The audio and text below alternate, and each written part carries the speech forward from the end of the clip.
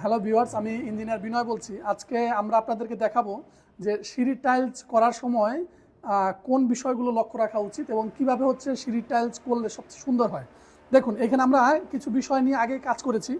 সেটা হচ্ছে এই যে আমাদের যে হচ্ছে টাইলসগুলো বসানো দেখতে পাচ্ছেন, এটা কিন্তু টাইলস বসানো না, এটা হচ্ছে পায়া করা। তাহলে পায়াটা কেন করা হয়েছে?